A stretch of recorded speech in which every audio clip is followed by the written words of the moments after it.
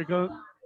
There we go. And welcome to your Perfectly Me podcast. This is your host, TJ Purcell, Mr. Purcell, People's Champ Purcell, PCP, Hype Man Extraordinaire, the concierge service, your favorite podcaster's favorite podcaster. And as you see here, we have two special guests with us.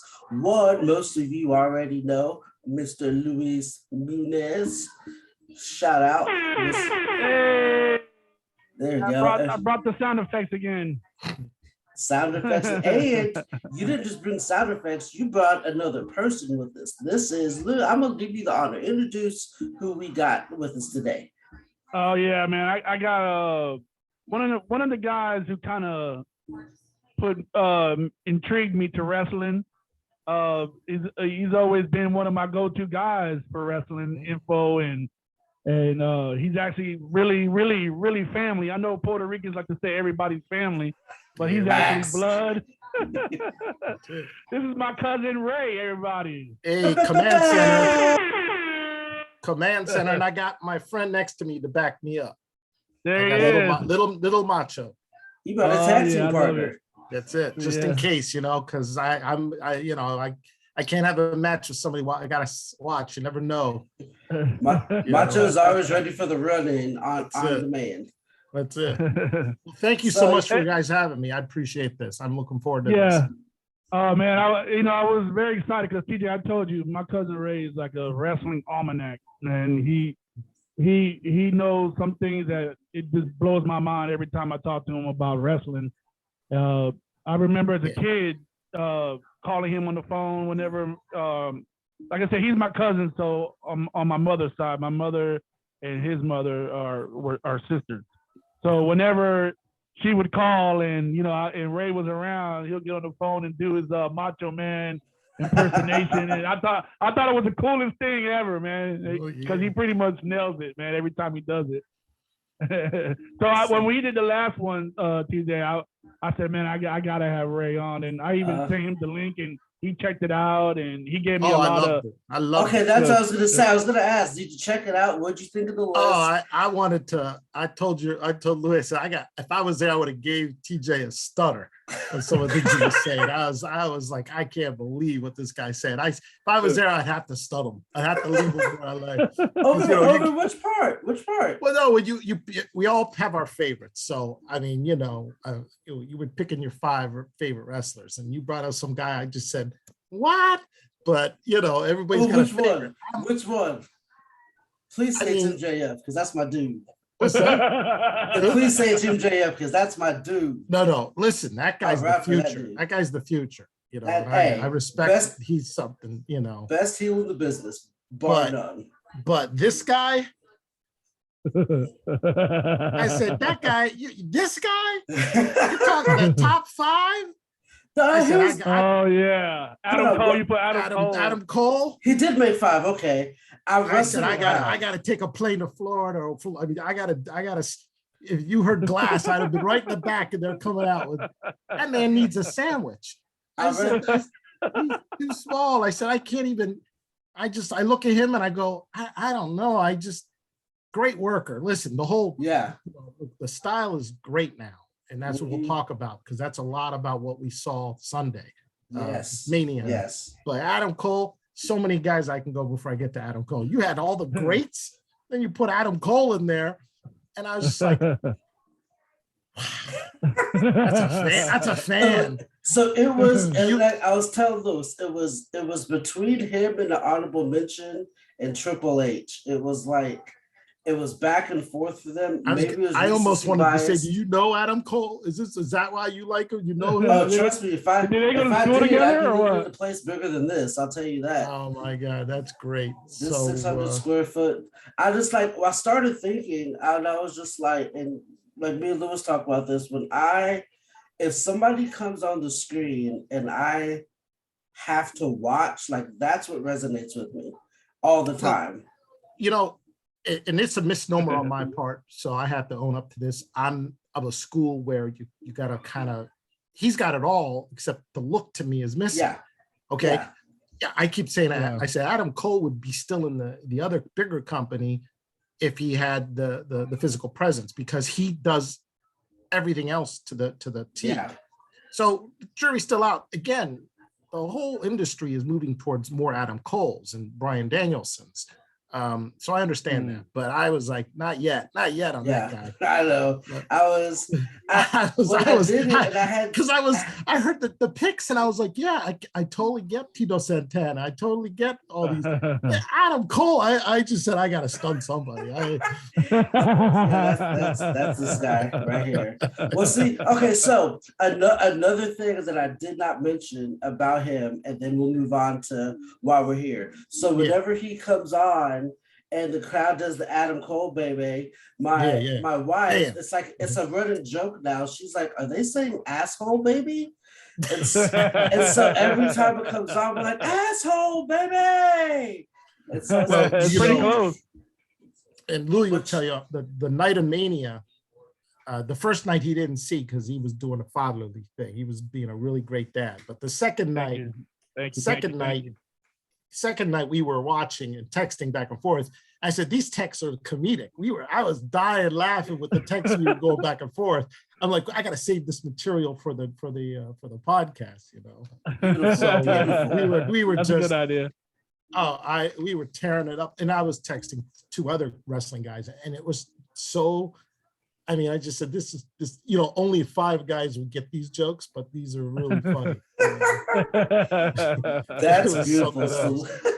I mean, that's the great thing about, watching it, and then you can't get together, well, then, I got one guy out in Chicago, so he's a delay difference, but, it was just really funny because, like, here comes this match. What do you predict?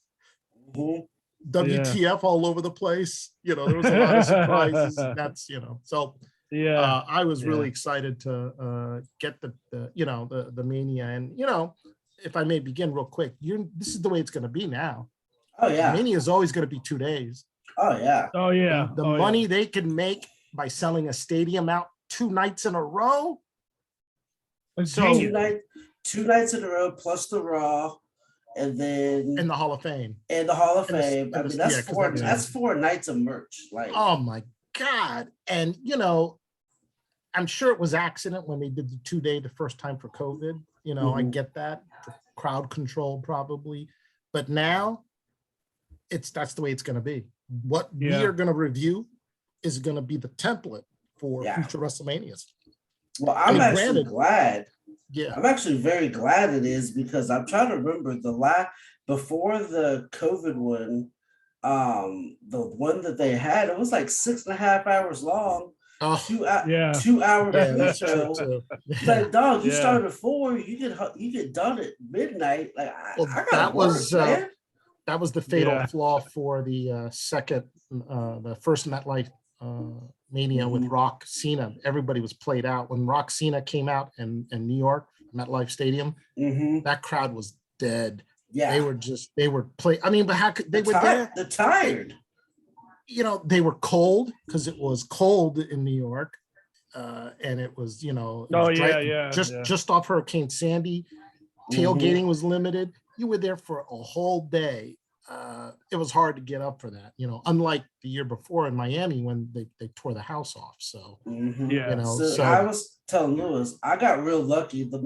The Mania that we went to was the Ric Flair last match Mania. Oh, and Michael's, that one, the show started at 8, and we were walking to our car by like 11:50. That was in Tampa, right? That was Tampa. Orlando. That was Orlando. Yes. That's right. Citrus Bowl. And we were walking to our car at like 11:15, and they just fit everything in, get out.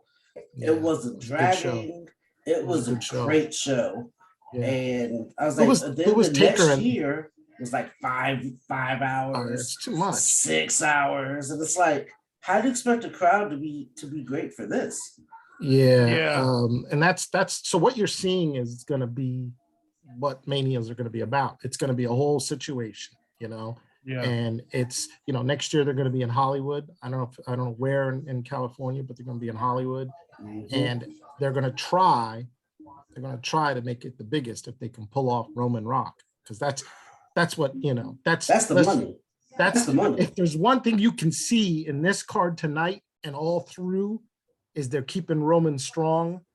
That they got to keep him strong. And I don't think they have a deal yet with Rock, but they've got to make sure if they can do it and pay him the money, they'll have the biggest Mania. I mean, it'd be the sickest thing you'll ever see in your life. Yeah, I didn't know that the rumors were going rampant about this WrestleMania, The Rock coming, until you made it aware to me, Ray. And I was, I was like, oh, I didn't know that. Yeah, I mean, that's it's just, once you saw how they're doing the head of the family, the head of the tribe, the head of the table. Well, listen, it's all good, but Dwayne Johnson's the head of that family tree, Yeah. So that just writes itself. I mean, even like when Heyman was like saying Roman Reigns is the biggest box office smash. Yes. And I'm like, come on now, you know what they're going with that, I was like, okay, when's the music coming? When is it coming? They've been some teases and all kinds of, and they did a tribute to Rock one night throughout the pay-per-view. And I'm like, and I was disappointed nothing happened. But the only problem is money talks, and it's not that The Rock doesn't want. He'll get more money than anybody ever got. But but I guess he's with Disney. I don't know who he's with right now, studio-wise, but he's also doing a DC movie pretty soon coming out, Black Adam. The point is, his I believe it was the second Cena Mania. He broke a rib cage and an abductor muscle, and it delayed the filming of Hercules. And it caused a lot of insurance money payoffs. And basically his people, Rock's people, says, you ain't doing that ever again. But you ain't gonna tell him what to do. He's gonna do what he wants to do. Yeah. But the window's also getting smaller. I mean, the guy's up there in age, and there's no question he could pull it off. But you gotta wonder the physical style of a Roman Reigns and Rock. Someone's gonna get hurt. So because they got to do that. They got to do that sooner. They can't wait any longer. It has to be next year's Mania.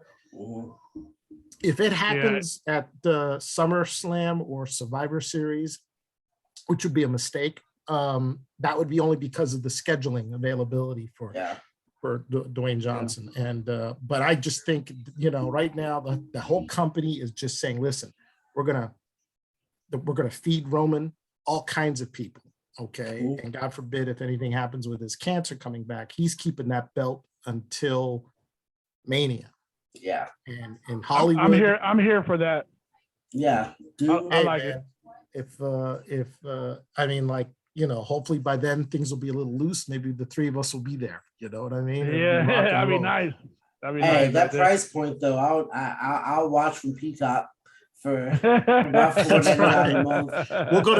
We'll go to San Francisco and watch it up on a street somewhere, on the street. Okay, I'm there for that. I can do that. There you go.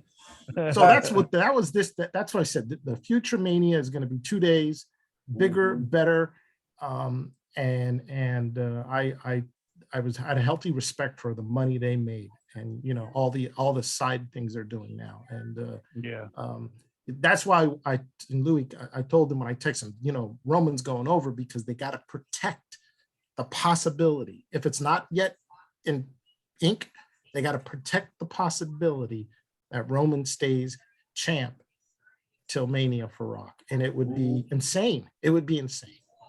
I can't even imagine. What's that? The way that they built him up, there's nobody in the company who would. Well, that's a problem. Who was feasible that's one of to beat him. That's a problem because, I mean, that just puts water on all the up and comers, but it may outweigh. No. I'm here for it. I'm just saying, but once he beat Brock, then it's like, what's left? Nobody else is going to beat him until X person comes in. And so, I mean, there's nobody. I mean, we could talk about later who I think might be the next big stars for this company. They're like youngins right now. They're green as grass. Yeah. Right now that's what it's all about. I've watched Roman and Paul Heyman, especially, just to hear them give the Rock clues, you know. Oh, yeah. And I get it gives you goosebumps, you know. Dude, I love Paul Heyman, man. I love that guy. Man. He's just that guy. He's amazing, man. I love to hear him talk. I love everything about it. Ever since he came with the big cell phone. Remember the big cell phone he used to hit? Man, I always like that. Paulie Dangerously, the ball cap, the fake hair ponytail. Yeah. Oh gosh. He's always been awesome, man. And he's taken on this new persona where he captivates the audience like no other wrestler. You know, he gets that mic and just, oh boy, look out. And he's great. He's really he does mic work, doesn't have to take bumps, and he's always with the winner. Yeah. And he's been around, you know, he was taking photographs at age 13 at WWF events and hanging out with Ernie Roth, the Grand Wizard, and just learning. His father was a notable lawyer in New York, and just let him do what he wanted, and just he's from child. He's been a wrestling. Employee. I saw that doc. I saw a doc on. It was a documentary on Peacock they had for him or something. I'm sure. Yeah. I saw and they told that story. Yeah, and I thought it was interesting, man. That's cool, man. Yeah. So that's the best way I figure we can just run through the matches in order, and if we want to talk about it, we can. If not, keep it moving. All right. Sure. Well, there's a lot here, so yeah. Yeah, there's a lot. There's a lot here. So I had to pull it up because I initially wanted to do this from memory, and I was like, man, I'm almost 40. I'm not gonna. I mean, that's impressive. I'm not that good at all. I was gonna print it out, but then I slowly realized I didn't have any printing paper. Damn. So hey, we gotta get that in the budget. Guess what happened to it? Roman used it all to draw his pictures. He's grounded. Does he not know that there's more important things right now? He's grounded. Well, all right. I'm old. I'm an old man. I'm like, I'm old. You can see I'm old. So I got the printout here. I got the matches. Okay. I got the stipulations. I got the time. I got the results. So I like it. Hey, if you need for me to cite anything, I got it right here, because that's what an old person does. Comes prepared. That's what that's called. Well, most people do you have it on index cards? No, most people have their phone, but I printed it out. It's on floppy. It's on floppy. It's on the floppy. Which I had a couple of those. All right, first match. Kick it off. Hey, before you start, I'm sorry, TJ. Before you start, shameless plug. I am the host of the podcast This, That, and the Other. Have I not said that yet? Nah. I usually say that. That's on me. That's all good. I got your back, man. This, That, and the Other podcast. You can catch me on Spotify. You can catch me on Apple Podcasts and in any streaming podcast sites out there.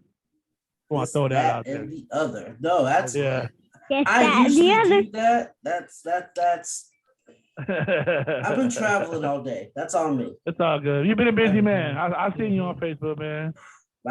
And another thing about that Facebook post, man, keep your journey, man. Don't let that hold you back.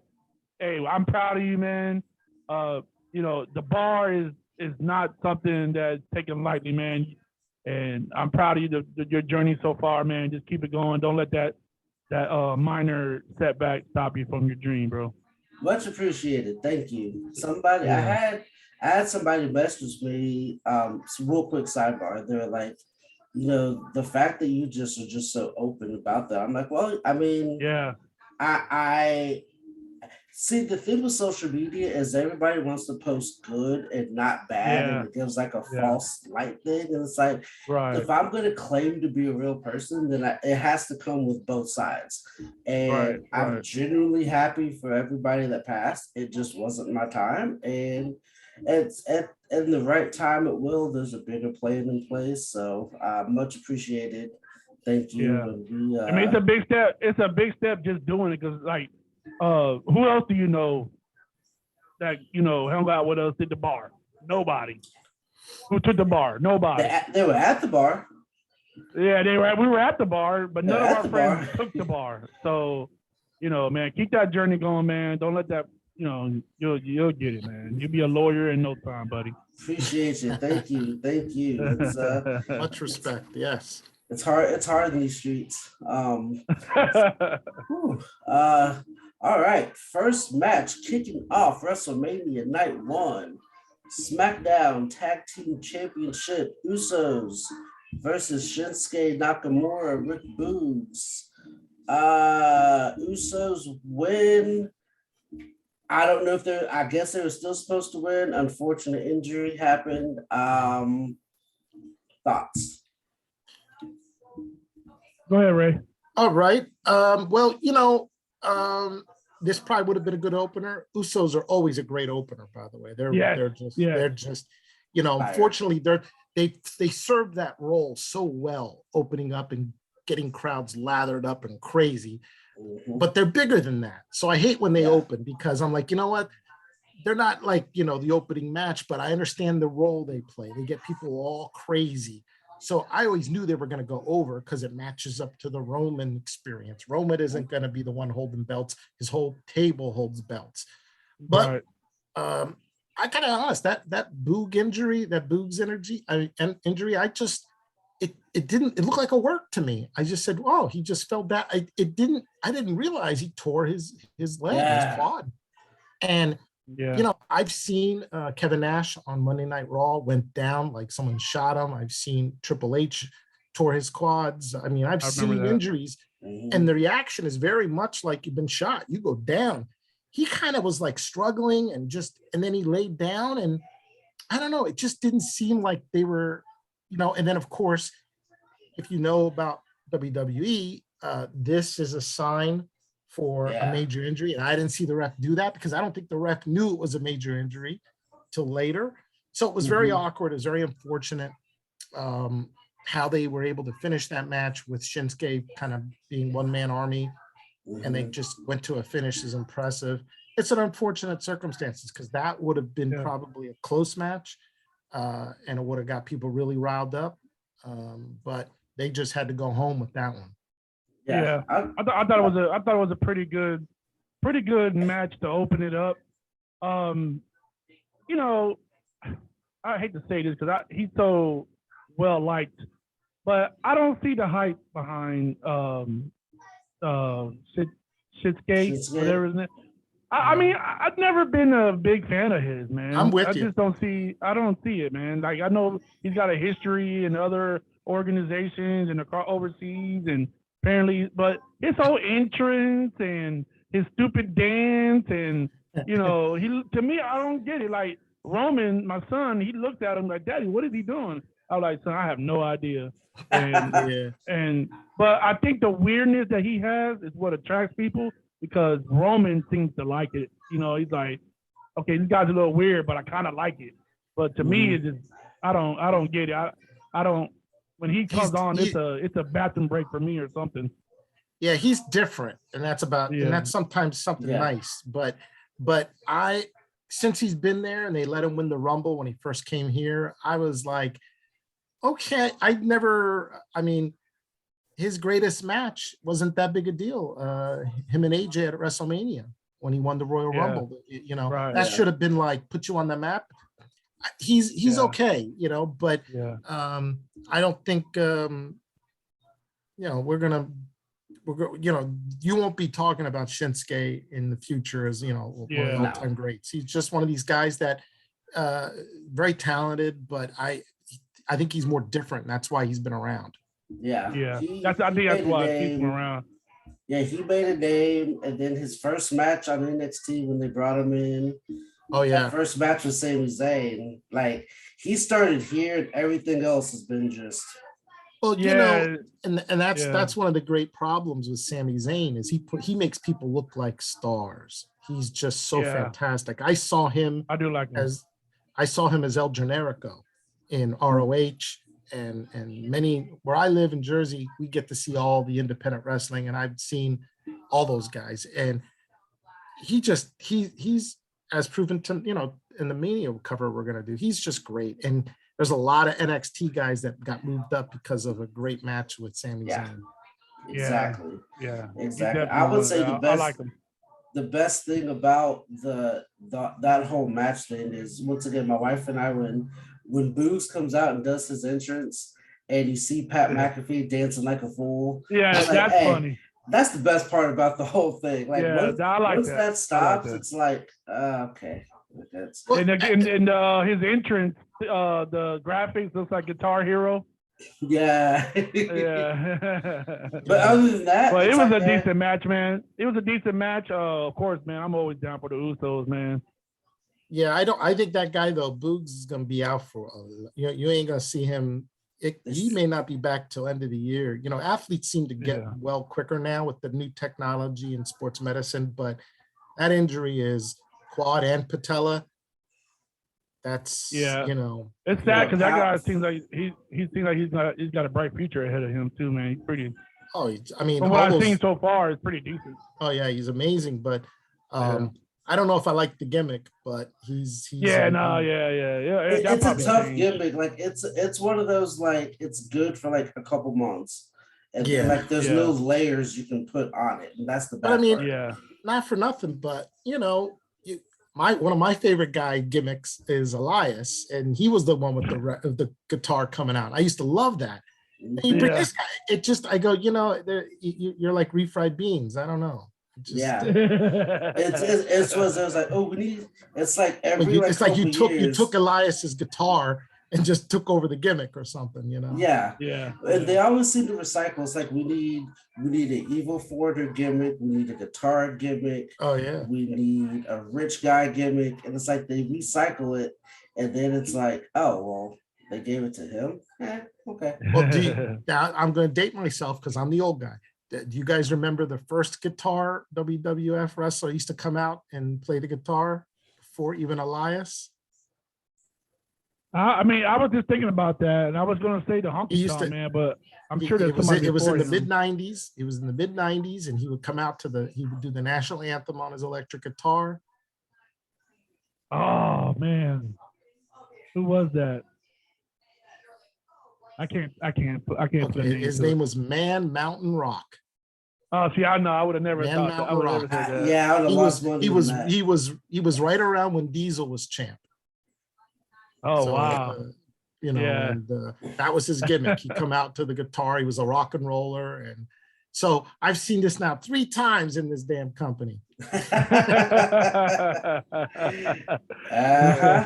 how we do it. All right, keeping this moving. Drew McIntyre versus Happy Corbin. Drew McIntyre wins via pinfall. That's what I got. That's all I got. Yeah. I mean, the only thing I would add is, Drew needs a makeover. There's something missing with him. I really have a lot of respect for him because, he carried that company during COVID. He didn't get any merchandise dollars, the kind that he should have got by touring and going all over the United States and house shows. He's great. I mean, you figure what he's endured, and this match should have been not on this card, in my opinion. I don't think this is not a 5-month build WrestleMania match, and that's right. And they've been feuding for so long, and I didn't care from jump, so why would I care at Mania? But this is endemic of the Mania going 2 days to fill in as much time and content as possible. And there's this new sentiment, and I don't know if I agree with it, but it's their company. Everybody who works gets an opportunity to get a WrestleMania payoff. And that's what this is. There ain't anybody that, back in the old days, Vince and Pat Patterson and those guys would have said, Happy, it ain't you today. You'll be there Monday night to keep us going strong. But Mania, you're not going to be there because we're trying to keep it down to one night. So I would like, and Louis was the one who talked about it. He was the first to mention it. I'd like to see Drew go heel strong. And maybe even get some faction going, because he's an amazing talent. And right now, I don't know what he's doing with the sword and I'm lost with the whole Braveheart thing. look. I'm lost with it. Go ahead, Lewis. That match when he won and he he was gonna pretend to cut what's that guy's name? Happy's boy. Yeah. His boy, Rug or Madcap Moss. Yeah. Madcap Moss. Yeah. So the guy got on the apron and Drew went to go hit it with the sword. I just watched it and I didn't see it then, but like when he hit the rope, the sword went like this. Oh yeah. I was like, that means it was really sharp. Yeah. that Nerf sword that they used. You can give that sword to Roman. He'll go nuts with it. He would. He loved swords too, man. But like I said, man, Drew McIntyre definitely deserves more, man, and he should be a main eventer. You know, I like Drew McIntyre, whether he's a heel or face or whatever, man. But yeah, I was definitely telling Ray he could definitely use like become a part of a group or he needs a total. He needs a big push. Yeah. We'll see. Like you said, what Ray said, he carried the company during the pandemic when there was nobody in the audience. Drew McIntyre was that guy. It was just TV. Yeah. And I was watching it. I was watching it at that time just for him. Because I enjoyed that story. See, a lot of the things like, and this is like a bigger problem, like overall, which I think like you saw in the episode, my list are heels, because it almost seems like they don't know how to push a baby face for long term. They just they get hot and then they find like one thing that they like and then they just magnify that and then it gets boring and then people do the same thing over and it's like and they do a lot of interchangeable turns, sometimes there's like back when I was really interesting in the 90s and stuff, a heel turn or a face turn was big. They do that they said there's a if we do this again, a friend of mine wrote he charted out the amount of heel turns the Big Show. Oh yeah, I've seen that. It's like 25. He's been with the company. He turned so many damn times. He's like, it's insane. And that's when you lose the real importance of a heel turn. I mean, I can, there's just so much. And when a heel becomes a baby face, people lose their minds because you've been rooting for him quietly anyway, Yeah. So, that's a problem. And they're afraid to make another big star. I mean, they kind of want everybody to be their own constellation, but they ain't ever going to put it all in like they do with Austin, because, and I don't know why they won't, but maybe because everybody gets upset. I don't know, but they made the most company in their history with Austin, and they put everything on, and they put a rocket on his back and shot him to the moon. And I mean, but they could have done it with a lot of people, but they just don't seem to do it. I have a small theory. Well, not really a theory, but it's something you guys said earlier about. You guys said, so I don't remember what you said, but then I was just thinking, it was about being like this match being cut from night one back in the day, and they just would y'all got Monday, and I thought about this before. Remember back like when a wrestler had a shirt, like it meant something. Not everybody has a damn shirt. Everybody has merch. If you go to www.shop.com, not a plug for them, and you go to like t-shirts, it's like 275 t-shirts. Like back like when it was like you had to be this level to get a shirt. And if you weren't at this level, you came out with a little A shirt or with a Hanes white tee or with a black Old Navy jacket, and that was all you got until you got to your own merch. Now everybody has a shirt, so who cares if you made an event or not because you're getting merch. I mean, and it just and if I don't know how old you guys were in that time, but when there was 2 black and white shirts, that was it. I go to all the independent shows. You might find a Randy Savage shirt, the pink with the binoculars on it, but the 2 black and white shirts was NWO DX. Or Austin 316. Oh, Austin 316. DX was That's black it. and gray. Sorry, that was Yeah. black and gray. Yeah. And that was it. Those were the shirts. And those shirts kept those companies. I mean, the money they made on 316 and the NWO. Oh man, just is extraordinary. There ain't nothing like it. There ain't nothing like it. And the NWO merch is like, I don't know if it ever left, but it's actually making a comeback now. But amongst the younger kids wearing it. Yeah. So next one. Let's get to a whole lot longer on that match than I wanted to. Sorry about that. Sorry. Oh no, I was just thinking. I was like, but it wasn't really about the match. It was more about McIntyre. But that's, I mean, he deserves that. I'll give him that. This is the one. This is the one match of the night that should have been gone. I'm ready for this one. Go ahead. Mysterios versus the Miz and Logan Paul. I'm thinking the next one. But go ahead. Miz and Logan Paul defeat the Mysterios via pinfall. Tell you what, if Logan Paul, if they give him the bag, that's a ready-made heel.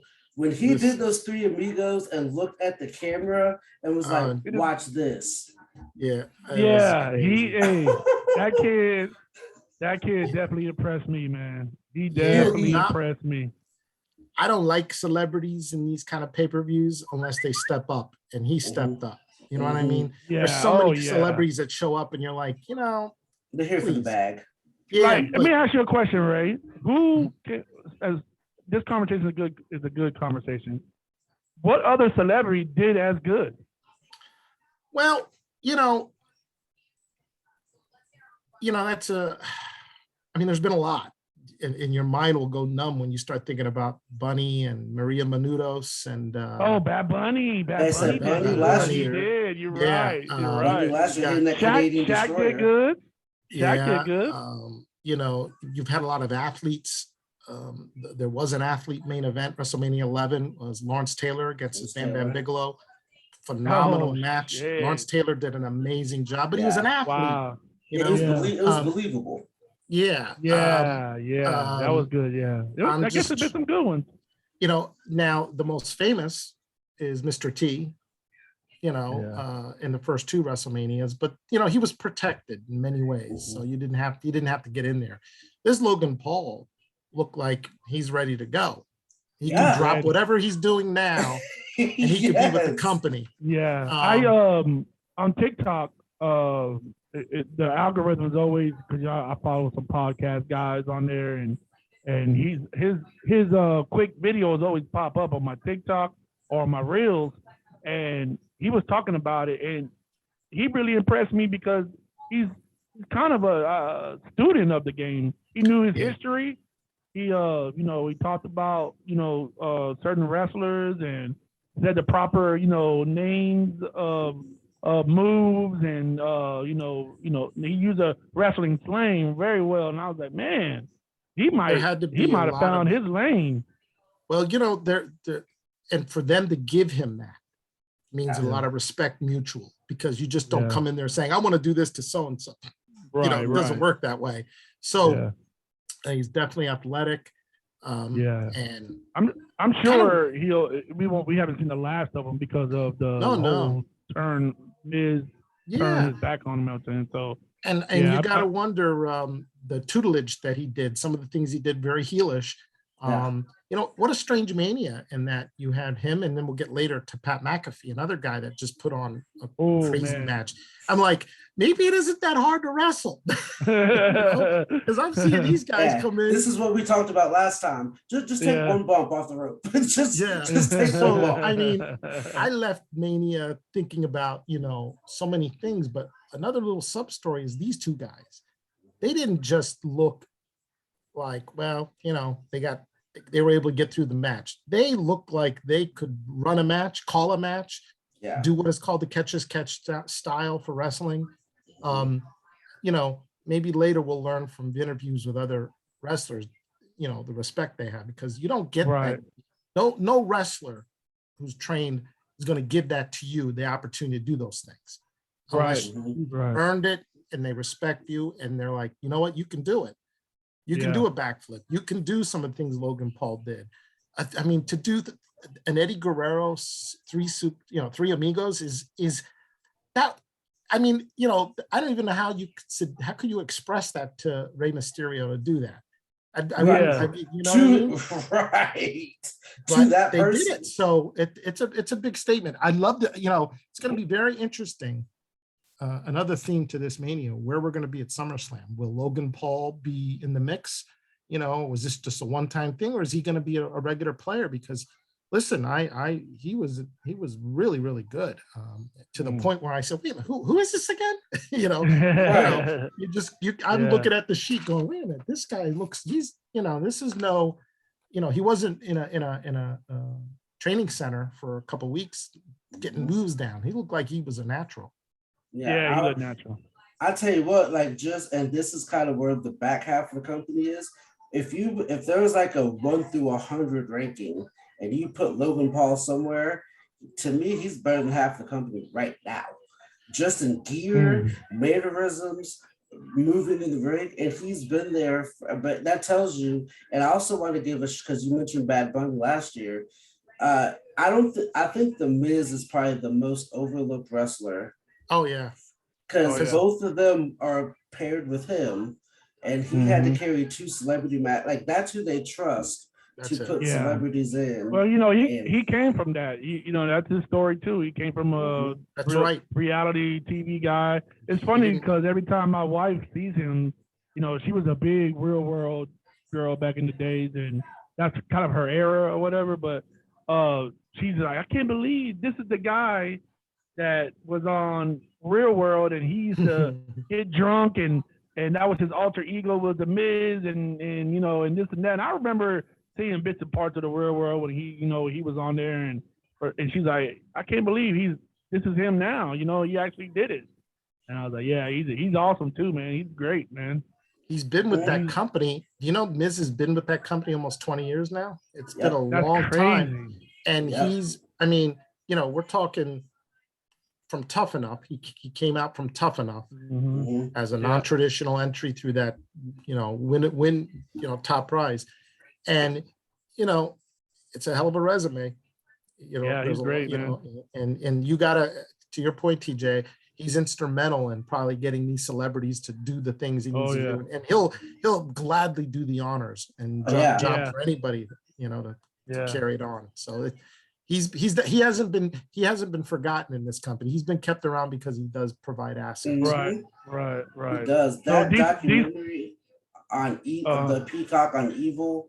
Haven't seen that yet. It's great. It's like they go behind the stories of like some of the best heels ever. And his documentary, it goes from the real world to when he first came up, and they kicked him out the locker room, and nobody thought he was it goes through the whole progression of his story. And he paid dues. He paid some dues. Yeah, he did. Yeah, he did. Definitely. They tried to break him because he wasn't traditional, and there's a whole litany of from hazing and everything. He paid dues, and they never broke him, and he just stayed, and now he's nobody would say boo to him. No. All right, but a decent match, man. Decent match. I thought it was all right. I thought it was good. Yeah. Shout out to it was a good match. It was a good match. Yeah. We're all going to talk about Logan Paul. That's what that match is. Sorry, Rey Mysterio. Sorry, Dominic. Cool moment, but that's all right. Yeah, it's y'all been there. Next match, my match of the night, Raw Women's Championship. Becky match Lynch of the night beat for that night.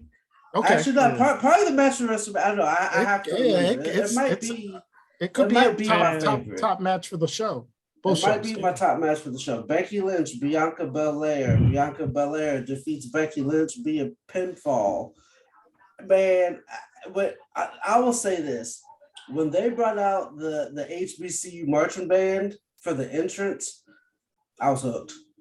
Yeah, me too. Sign me up. Just print my it. Money. I'm hooked. And then I love a good band, especially a HBCU band. Man, those bands, man. I've been to the Battle of the Bands, and it's awesome, man. It's awesome. It's a different. There's no football game. There's a football game that separates the Battle of the Bands, and that's people go to these football games not just for the game. They want to see that halftime show. If the band is going to play, man, the band is something really. It's really big part of the HBCU community football community, man. But yeah, that was great interest, man. Great interest. Yeah, just the match itself, just man. Let me tell you, that match, I gotta give it because man, that match, like you said, I think as we go on with the list of the matches as of right now, that has my vote for the best match. When Bianca Belair did the flip off the second turnbuckle, what was it, like a 1.5 or whatever they called it, and landed it perfectly. The 450 off the second, not off the top, off the second. No, off the second turnbuckle. Like I've never, like when I seen it happen, I was like I was the only one in the room, you know. I don't know if I text Ray or not, but I was like, holy shit, that was a freaking great move. That I'm looking at, I'm the only one in the room, so I was like, damn, did anybody see that but me? That right there, to me, I was like, whoa, that was awesome. And then the rest of the match, dude. Man, I've been telling people for the last, I don't know what, 4 years now, the women have been coming with it, bro. Yeah, the women used to be my restroom break. Mm-hmm. You know? No, now I'm a little bit Nakamura like that, when he comes on. Nakamura means I gotta go knock some boots. Yeah. It's time to give me a drink. I gotta go to the bathroom. I got about 15 minutes, so I got time. Yeah. Check on the wife, you know, all that, man. But one of these days you're gonna be watching Raw or SmackDown, and Nakamura is gonna be out there. You're gonna go to the bathroom, and The Rock's gonna come out, and you're gonna miss it.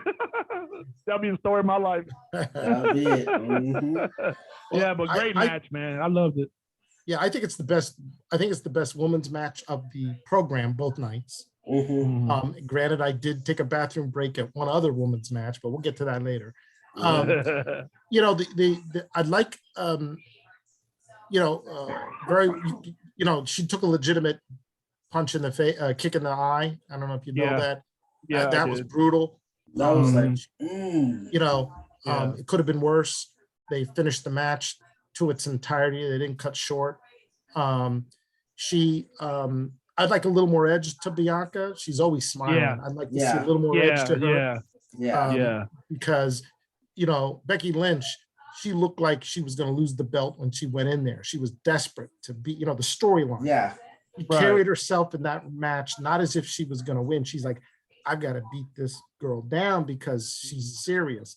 And so Becky Lynch wrestled like her life was at stake. Bianca seemed a little happy. That's my only criticism. She's always light. Maybe a little bit too much. Yeah. I like a little. She's always she's always got $1 million smile. She's one of the more beautiful women in the company. But I'd like a little more edge to her. She can be. I think this is a part of kind of what I was saying when they have trouble building a baby face.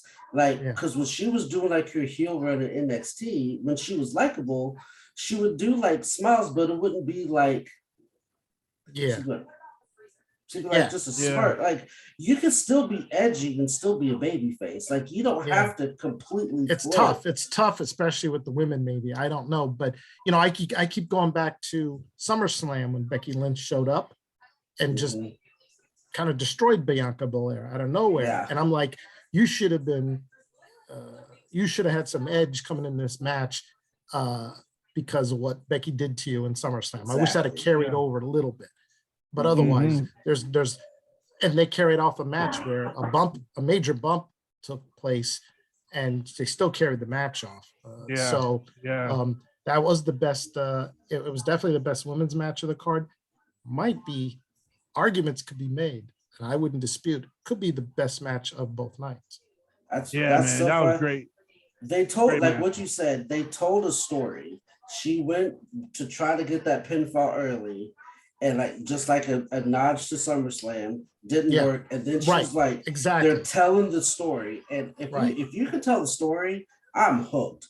Like And they did it plus the athleticism, plus Becky's a great heel for somebody else, which I'll talk about in another match later. Like just if Bianca was a little less like that, like it would be that was the only thing that it just kept bothering me. I'm like, I want to see some groaning and moaning, and because Becky looked like, if I don't win this match, I'm gonna die. So she's young, she's got a long way to go, and I could only imagine the next few matches for Bianca are gonna be. I mean, they got to make sure they give her the right opponents because she's so athletic. I mean, if you don't let her showcase that athleticism, it'll be a shame because she's doing things there's nobody in that company can do right now. You know what? And here's a little interesting tidbit too. You know what makes her so great? Is the college she went to. See, I don't know. See, how did I know you were gonna get a Tennessee? Here's the thing, y'all need a championship, so I'll let you have that. That was a nice piece of work there. I saw what you done there. You gave him a championship. Hey, congratulations, Lou! You got a championship, man. Y'all need a championship, man. You know what? Take one. That's cool. We'll take one anywhere we can, man. By the way, on a wrestling note, there is talk, and this just broke yesterday, that WWE is considering a woman's brand wrestling, which would be kind of interesting. Instead of I don't know if that'll work or not, but that is being talked about. They definitely have personnel to do that. But I think they should just keep it all mixed and have it. Me too, man. Me too. I agree. Would be so like when they try to do the all women's pay-per-view, it's just tough to It's just I don't know the right word or how I want to phrase it. Like they got to be careful. They don't ever want to be like Glow. You know what I mean? Right. And that's they want to be Rockin' Robin and all them. Right. Like that's there's just something missing. I can't think of it. I wouldn't like, excuse me, but I wouldn't like if they did a separate deal. I like it together, man. I like it the way it is. Because it's like how many WNBA games have you watched? I have never watched a WNBA game. It just, because there's no, nothing there for me. Yeah. That's a good point. That's a good point. The draw's not the same. But the women, the women are,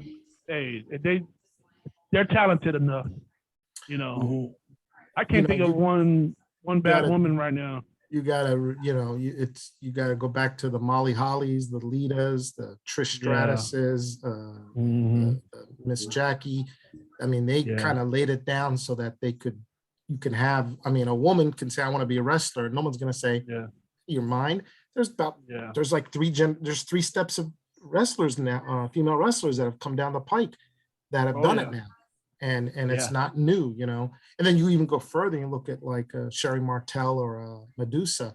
They were the only ones, It's just it's really. I remember my first woman. I remember was Rockin' Robin. Rockin' Robin, yeah, that's Jake's. I think that's Jake Roberts' daughter, sister. Yeah. Oh, really? I didn't know that. Yeah, Rockin' Robin, yeah. Oh, I didn't know that. That's cool. Yeah, and they were novelty kind of things. They were like featured on the card. Yeah. Right. And they'd wrestle Moolah or Judy Martin, somebody like that, But now it's, and I see a lot of guys pop for women wrestling. Oh man. Yeah. Oh yeah. I mean, they go nuts.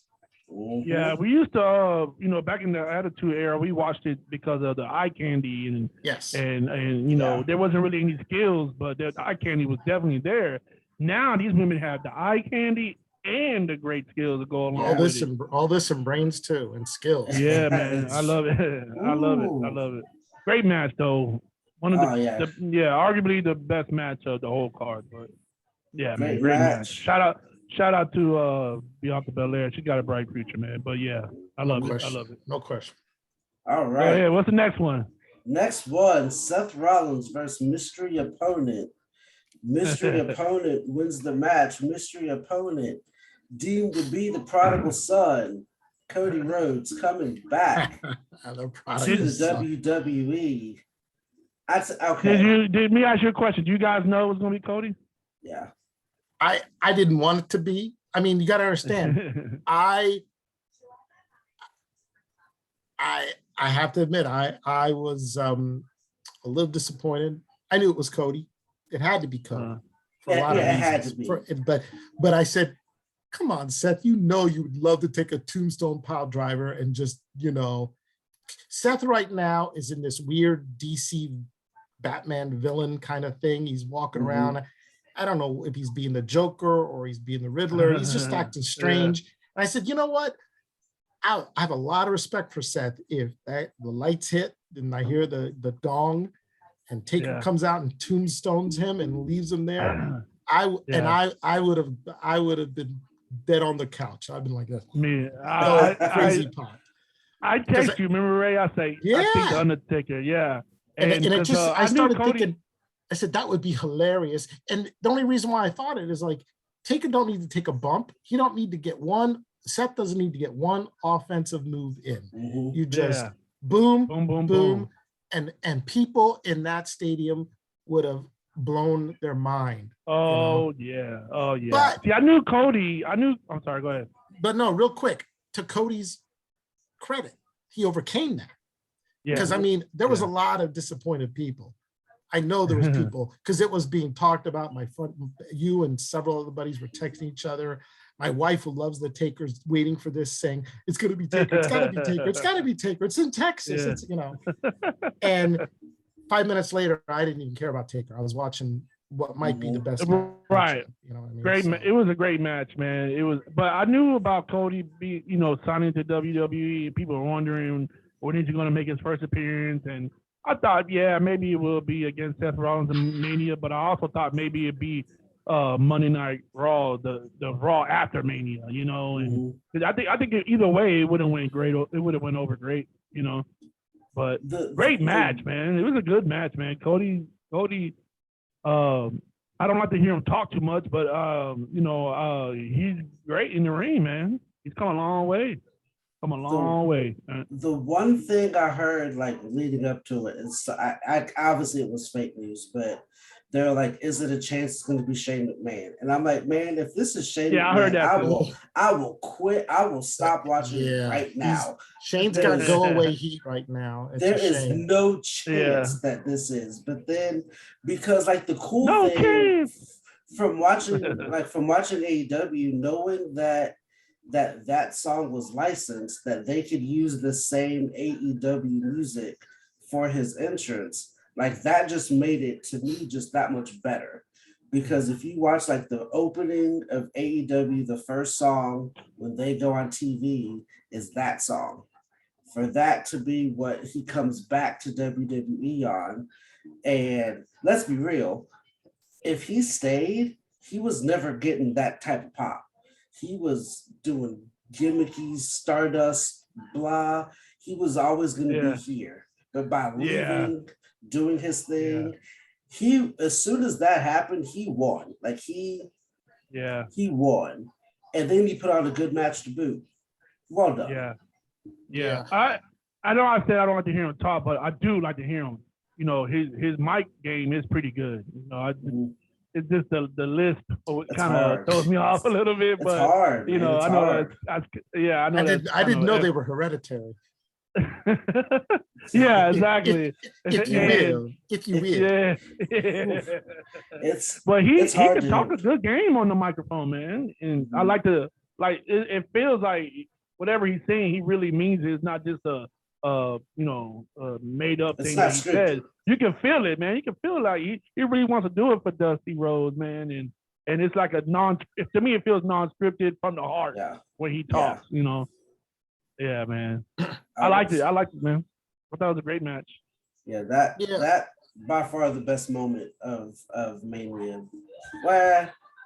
Well, just a couple interesting things, I think. One, of course, is that he overcame what a lot of people thought were going to be either Undertaker or Shane, and obviously most people were relieved that it wasn't Shane and maybe disappointed it wasn't Taker, but he overcame that. And I got to say this, I think Seth Rollins is a national treasure.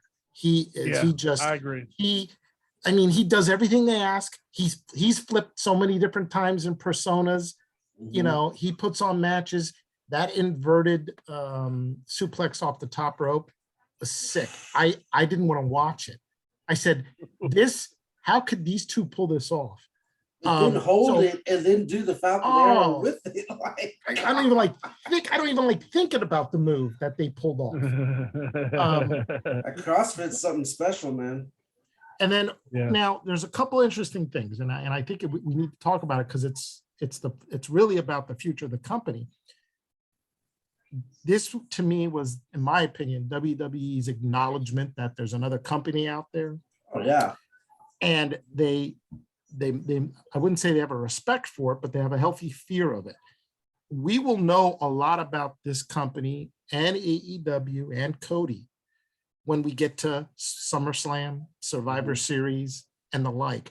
If Cody by Survivor Series or even SummerSlam is just, like feuding with Happy Corbin or wrestling with Shinsuke Nakamura, then all this was for naught.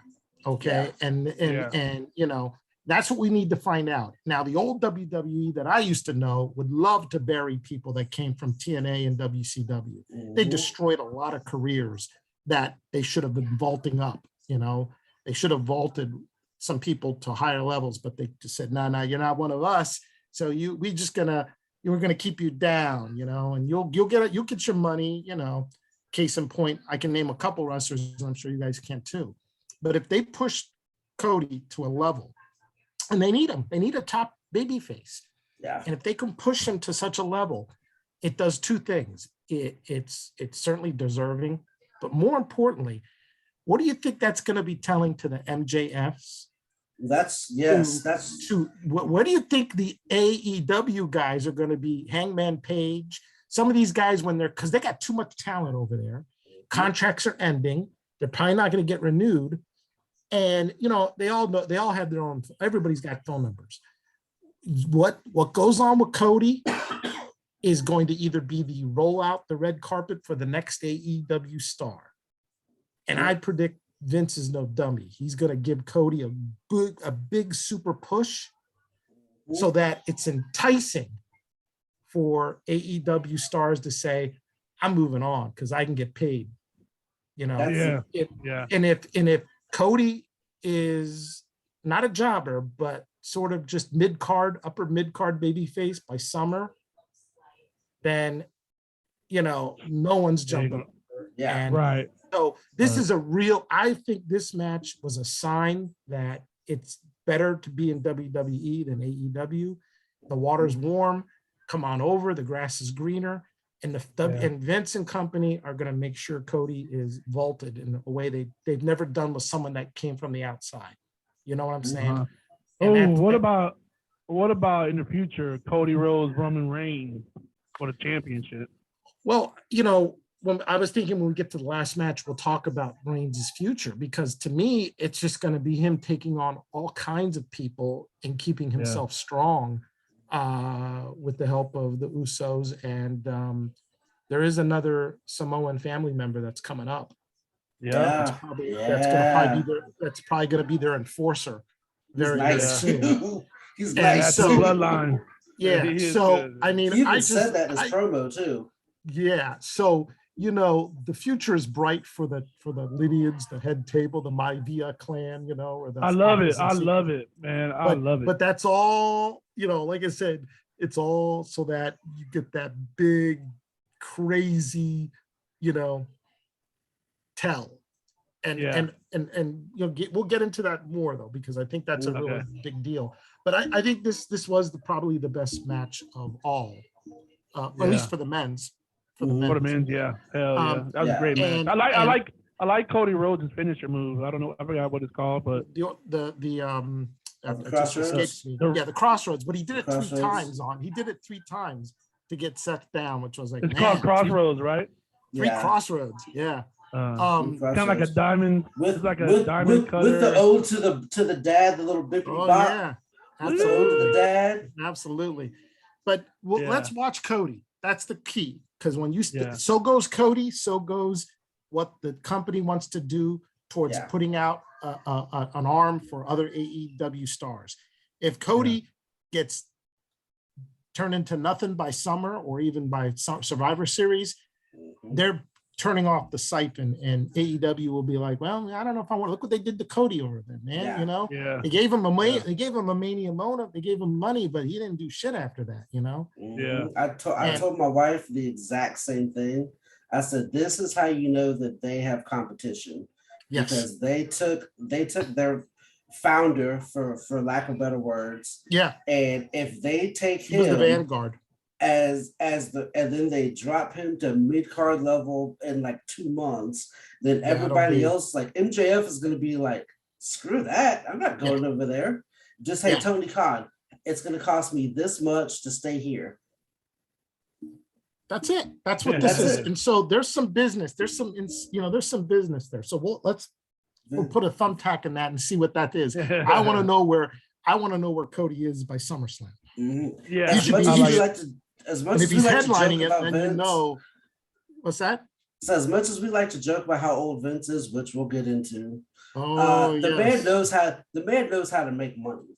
I mean, he knows how to make money, and he's no fool. Well, he's a fool, but this will be. I mean, like I said, so goes Cody, so goes where AEW people start leaving and going back to get more better pay and all that. So very big tell this match. Overall great match, overall moment of the night, match of the night. I could see that argument. Now, to something that I don't feel as highly about. The SmackDown Women's Championship. Charlotte Flair versus Ronda Rousey. I think Charlotte Flair won via pinfall. Okay.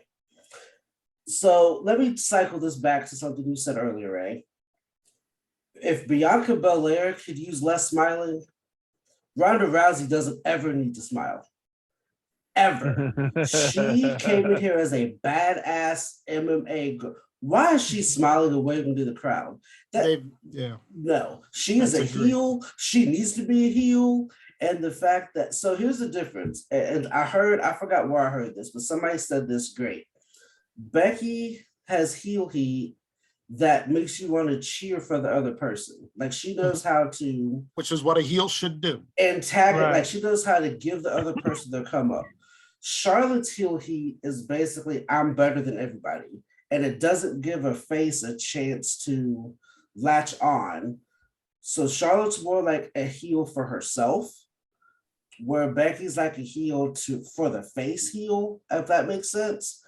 And the fact that Ronda's not a good face, Charlotte's not a good heel to bring somebody else in, I had zero interest in this match at all. As soon as they announced it, I was like, okay. They're both great athletes, both phenomenal. Charlotte might be the best female wrestler we've had in quite some time, if not ever. I'm just not. I had less than zero interest in this match. Well, I was kind of interested I was interested in it. Matter of fact, it's on right now on my TV. Hey, you're cheating. I was interested in it. Yeah. I like. He was on a bathroom break. That's why he's catching up. TJ. Yeah, and my memory is not as but I was interested in looking forward. I wouldn't say, but I was interested in the match. I knew Charlotte Flair was going to win. I'm not a big fan. I like Ronda Rousey, I guess, but I'm not a big fan of her wrestling. Like I said, I'm with you on that, TJ. Like I want the badass Ronda Rousey that come in, kick ass, and take names, and she's out of there. But I like to watch Charlotte Flair because man, she's one of them heels that you fucking hate. Like you and there's no you get the heels like you say with Becky Lynch, people hate her and love her. But Charlotte's like you just hate her. and that's what a good heel, you know, is supposed to be. Yeah. And it's, you know, shades of her father, of course, you know, and being cocky and, you know, and taking over. And I like Charlotte Flair, and I think she's very beautiful too to look at. And but yeah, the match was lackluster though. At the end of the day, for me anyway. Apparently, I read that Ronda Rousey was upset about it because I guess there was supposed to be the main event for the first night, the Saturday night, Get the hell out of here. Yeah, they end up changing it. There ain't anybody in that company that's going to take over Steve Austin's spot. No, not a chance. So No. you know, Sorry. that I can't even believe that. You got to be plain ignorant if you think. You're mad about that, then no. I'd like to be in the main. You know, I know it's night one, but can I go after Austin? We close with Austin. You know, we close with Austin. Well, you know, a couple of interesting things, if I may add. First, I thought it was interesting that both the women's champions matches were night one. I mean, I tried to look at the card and I said, I don't know why Charlotte and Ronda wasn't on night two, you know, to break up those belts. So that was a little weird. JT, you're 1,000% right on Rousey in my opinion, is too. She's misplaced. They don't know what to do with her. I like her a lot. In fact, I like her in one role. See, this match I kind of liked up until the horrible referee bump. That was totally, you know, one of the nice things about Ronda Rousey, if you use her right, is, I mean, have you ever seen two women fight? It looks like a Ronda Rousey fight. Yeah, arms are flaying. People get, I mean, you know, guys fight, they try to simulate something they've seen on TV or whatever, but when women fight, you don't want to get a hand in there. You know, you're going to lose an eye or you might break a nose trying to separate it, because and Ronda's fights are always like crazy. And she looks like she's trying to debone a chicken when she's in there taking on somebody, you know? And I like that. And that's really cool. That's because that's her gimmick. She can debone you. She can get an arm and leg, and the problem with Ronda, in my opinion, is that if you're going to book her that way, then you got to make her invincible. Yeah. And you got to make her bad. And you can't have her lose until it's time for her to lose, kind of like the way they should have done Brock Lesnar all this time. Yeah. You know, don't forget, Brock Lesnar's done jobs to Drew, Seth, Roman. He just, you know, when you make somebody bad, you got to make them bad. It's like the anti-Goldberg. You got to take them all the way down the line. And then finally, when they job is when they can then go to a transition. And the person that they lose to is your next big star. Yeah. Yeah. These two people don't. Right. Charlotte and Ronda don't match. No, they're great. Not at all. They're both great. They're both great. And with Charlotte's hair all over the place and Ronda looking like she was going to debone the chicken, I said, you know, you look like somebody's going to break an arm or a leg here. And that's and so, you know, that's Ronda needs to be used that way. She's not a face. She's kind of like a tweener, you know. It's almost like I don't give a damn, and thus people would love her. People are like, you know what? She don't care who it is. She don't care who's in the ring.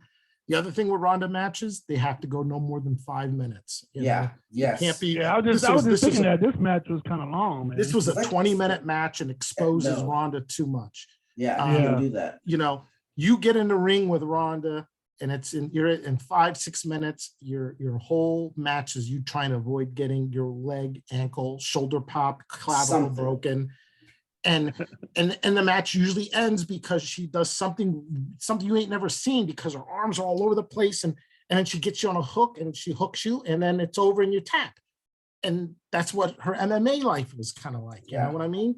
So they've botched her. Maybe because there's no way to book that, because they want her to be here for a while. And if you let her go through everybody like a hot knife through butter, then what do you really have? She's got a lot of talent, but only to the extent that we've said, make her as bad as can be and let her go through everybody, busting like arms, breaking hips. Oh yeah. That one was kind of like, you know, and so, you know, Charlotte is also a national treasure. You know what the worst thing about Charlotte is? And I'm sorry, God, my wife around? No, she ain't around. Whisper, we can hear you. Yeah. Can you imagine if Charlotte was beautiful? Like really beautiful? NXT days. What's that? Her NXT days before she got all made up, before she got additions. She's a hard-looking woman. She looks like a bad stretch of road. You know what I mean? And that's why she's good. I think she's pretty. Check her NXT days. It is. Oh no, I remember. Yeah, but now she just looks real hard, and I'm like, if she had because her work is the best. She might be the best female wrestler. She can do any style. Yeah. Her matches with Asuka was amazing.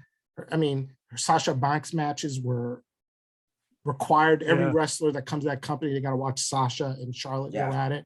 And then that was great. But they're just, I said, she's now she can never be a face. She's a pure evil woman wrestler, and she's got a hard look to her. And she does have a hard look. I see what you mean by that. Yeah. So I don't know what you do, because you got two people that are hard looking, and who do I cheer for?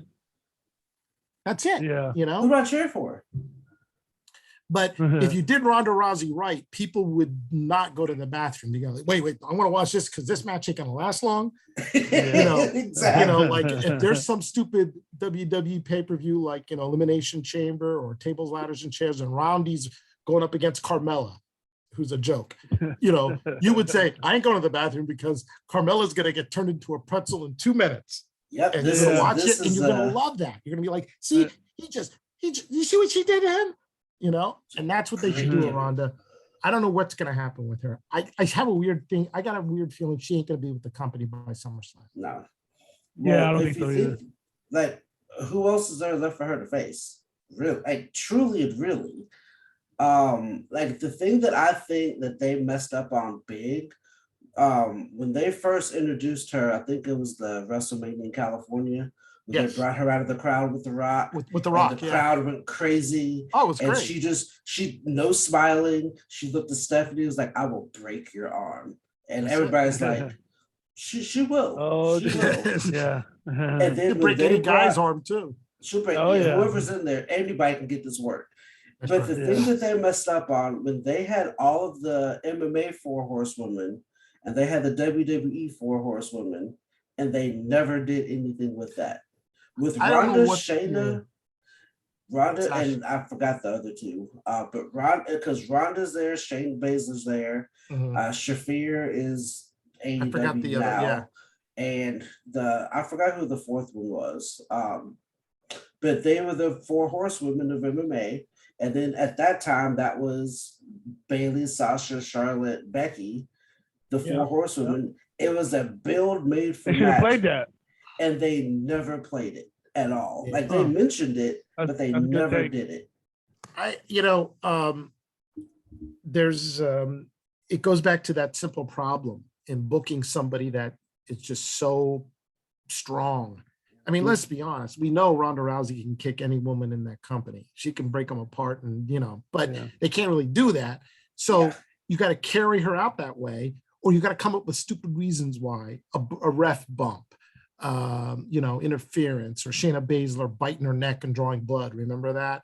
A lot of stupid things you're doing with Ronda Rousey because you don't want to go all in with her, because if you go all in with her and do a Brock Lesnar, okay, then she goes through everybody. Yeah. And what's your end story? You don't have, if you're gonna Goldberg, that's my term, my adjective. No, I was thinking that, yeah. If you Goldberg a Ronda Rousey, then you got to have somebody at the end, and it can't be Kevin Nash and Scott Hall with a cattle prod. With the taser. You know what I mean? You gotta have the we're gonna let you do this, and then the day that we put this person, this Jane Doe in, who's gonna turn you into a chicken wing, is when the crowd will have their cathartic experience in some WrestleMania. They can't do that, and that's exactly right. So I think Charlotte also is not long for the company because her husband's in AEW.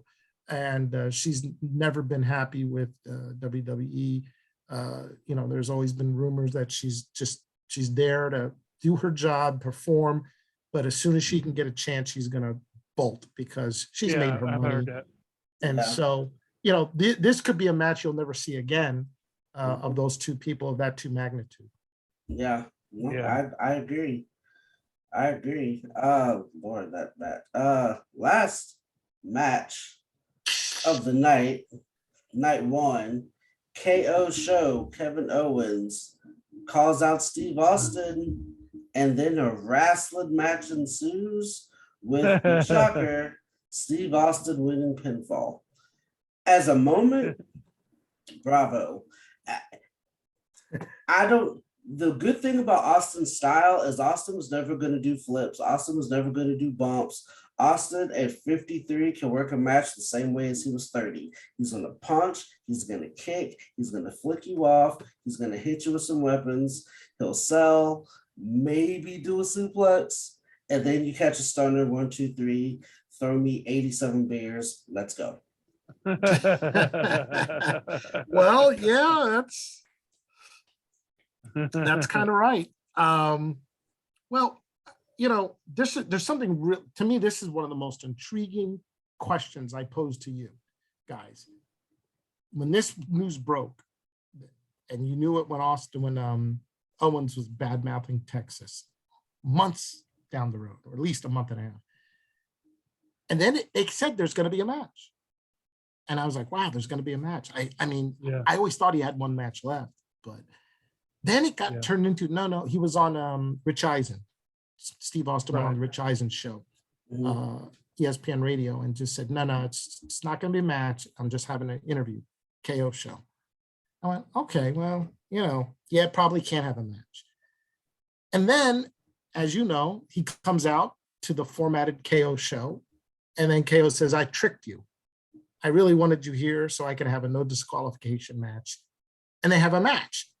Now, that's very convoluted, and it doesn't seem to make good business sense. Don't you think that WWE would have probably made another $4 to $5 million had they just pitched it as a match? So here's my answer to that. Okay. They weren't sure if he could, because the downside of pitching a match and then he doesn't have a match is you get a whole lot of heat on the back end. They gave us a match and all he did was punch and kick. So they made that keep expectations low. They kind of had to hedge their bet on that. Keep expectations low until probably day before. And it's like Austin's go was probably like, I can do this. Okay, let's make it a no DQ, false count anywhere. Because you had the right guy. Kevin Owens was going to bump for him regardless. Another great Austin to physically another great guy make it. Oh, Kevin Owens is one of my favorites. Oh, listen, I've been seeing him in ROH with El Generico for him and Zayn.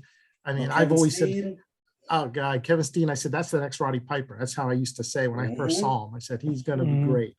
So that has to be the answer, because otherwise you left so much money on the table. You could have had Austin get laid on the street by Kevin Owens months or weeks earlier, and then Austin shows up raising hell in Texas. People would have lost their mind. Yeah. So, no. 1,000%. The fact that he took a suplex on the outside scared the shit out of me. I happen to love Austin. It was just what it needed to be. Listen, it was, if we're talking wrestling, it was probably a 2-star match, you know what I mean, out of 5. Yeah. But it was, it didn't matter. It's still a 4-star match because people just went out of their mind. I have gone on YouTube to look at the reaction, and you got people in the nosebleeds on their iPhones showing when the music hits, and I says, that must be like the hair, not, Oh yeah. It's just got to be the most amazing feeling to be there, know. And I've seen Austin in Philly once. It was when he came back from his surgery. and was trying to find out who ran him over. If you remember that. Oh yeah. Yeah. But you know, people say all the time, if you want to hear pop where you feel like your heart stops and as those Austin pops in the Attitude Era were gotta been insane. And Definitely nothing, pops. There hasn't been much like it ever since, There hasn't been anything like it. I would go that far. Like that, like we were saying, the Rock pop was like here, like the Rock most favorite, charismatic. But when that glass broke, that Austin pop, like, and to this day, and for fun, just a little side thing to this, if you want to YouTube the famous Mankind Rock on Monday Night Championship match where Mankind beat The Rock with the help of Steve Austin. And when that music hits, that's the loudest pop I've ever seen of Austin. And that's where Vince and the DX and the corporation are all around, and the music, Austin was already removed. They took the belt off of him, Vince. And when that music hit and Austin, lays out The Rock so Mankind could be the champ, that's one of the greatest moments in the Attitude Era, other than maybe the beer truck. But that pop, watch that. If you ever get a chance, watch that. The hair will stand up on your back of your head. Well, that also is the famous Mankind is going to win the WWE Championship. That's right. That'll put butts in seats. That'll put butts in seats, and it did. It did. It destroyed, and WCW never won the war after that. It just went. Night one. So that was night one. Yeah, and, night one. That was a great night one. Yeah, fantastic. You know what's really great about night one is, I was excited for the next day, and hence going back. This new way of doing 2 nights is going to be the way it's going to go. You got to really got to stack the deck for night one, because that just makes people go, I can't wait for the second night. The whole day is Sunday. I'm like, well, actually, I take it back. I didn't watch it live because I was out of town. So I watched the first part Sunday night, and I was like, oh boy, this is night one. Yeah. Okay. That's what. Okay. Yeah. So I was at the daddy-daughter dance. Like, man, as much as I love that moment, with my daughter and everything. And I told you I wasn't going to text you nothing. I didn't text you no results or nothing. Like some of my knucklehead friends, I'd be somewhere and they'd be texting me results. I'm like, don't text me anything. I can see Lewis in the daddy-daughter dance, like.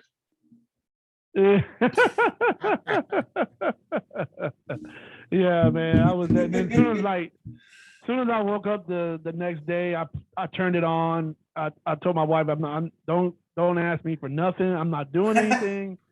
Me and Roman sat our asses on the couch and we watched it, man, and then we waited for the next night, man. I would put night one up there with probably one of my favorite WrestleManias ever. Night one. Like I have a short list. Of really good, because if you think about it, that's a whole other show. What the worst that's just a night one in and of itself, not the whole thing. Because the low moment, really, Drew. It's gotta be Drew. I'm sorry. Yeah, that's your low moment. And if you look at most other WrestleManias, there's a lot lower moments than that. Oh yeah, but Drew is so low. He's lower than Boogs getting his knee torn out. Yeah, that's sad. Oh yeah, that's sad. That they is replayed sad. that a couple of times. I'm looking at a guy whose career's over, and still Drew's lower than that. Yeah, the whole sword thing, like, come on, man.